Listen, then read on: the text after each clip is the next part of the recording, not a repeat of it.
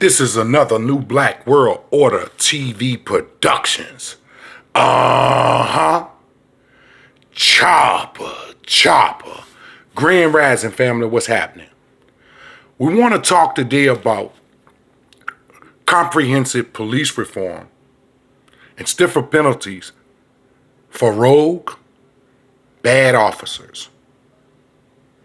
This is not about good officers because we appreciate them, but we're talking about how to solve the problem of the so-called American Negro in all the cities across America. Okay? So you remember in school they taught you about executive, judicial, and legislative branches of government, right?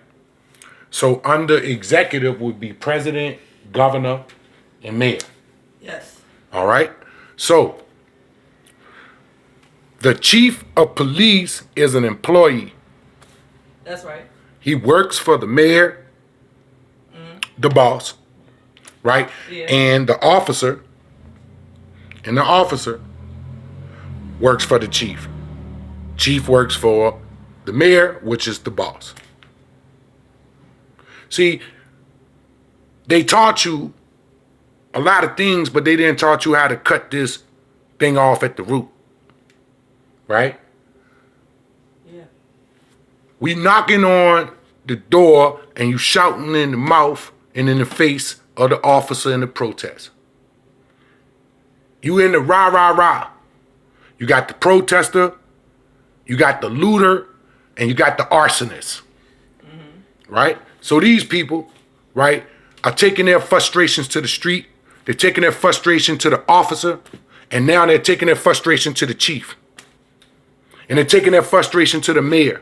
But the mayor, if he don't have the testicular fortitude to stand up to the chief, who may very well be a white supremacist, who is spewing this energy down to the officers on the street. He may very well be not, but he is aiding and abetting the white supremacist officer to abuse our people on the street by not firing the officer.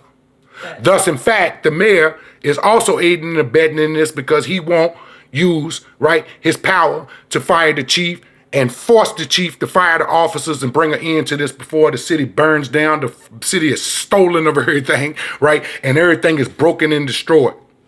So we ain't got to do all this. After the rah, rah, rah, after the angry shouting and the anger subside, because anger is just like alcohol or drugs. Once you sober up, you still dealing with the same issues. So we want to teach the children that after the battle in the street, there's another aspect of the battle called this battle here, the battle for mayor, right? Who's going to be your mayor? Will it be somebody who don't have the testicular fortitude to stand up to this guy? We had enough of that. We had enough of that. It's time to stop that, right? It's time to get down to the business, right? Okay. Now, there's some beautiful mayors. There's some beautiful mayors, right? Very, very beautiful mayor. Just like LeVar Stoney, very beautiful mayor. I don't have nothing against him. I don't have nothing bad about it to say about him. Because we got to stop taking people's past or what people are doing in the past and using it against them. So I ain't got time for the mudslinging. I ain't got time for the going into that. I want comprehensive police reform and stiffer penalties for bad cops.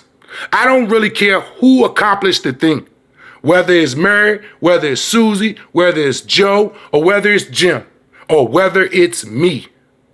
Right? So in all the cities throughout America, you guys got to go get you a candidate that you know, that you groomed, that you grew up with, and you understand. Because the people that are mayors in most of these cities are out of touch with the reality of what's going on, and they only bow down to the police unions and the amounts of money that are donated by this organization to this particular person's campaign. So what we going to do? We're going to bow down to the money while our people are being destroyed? Then you need to get that mayor out there.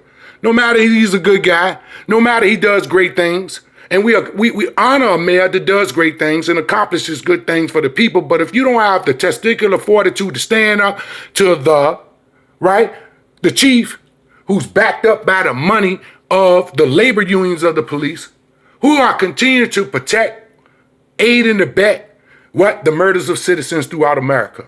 So we're going to use our voting, or we're going to withhold our votes We're going to mandate a candidate. What does a mandate mean? Look up the word mandate. Mandate means it's your bond. It's your word. It's a social contract that we put in a written form, right? And we mandate a candidate.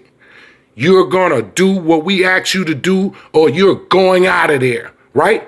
Or we're going to put somebody else in there, right? But it has to be a mandate. And I think that the uprising, I call it rebellion, right? That has took place within the last week throughout America is a mandate from the people. But the people got to be smart and don't take this photo op.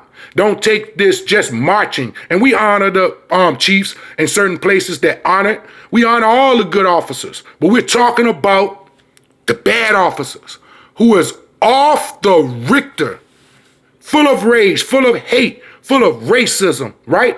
And they're protected by police unions and the bureaucracy and the money of police unions that are strangling hold on the mayor's office, right?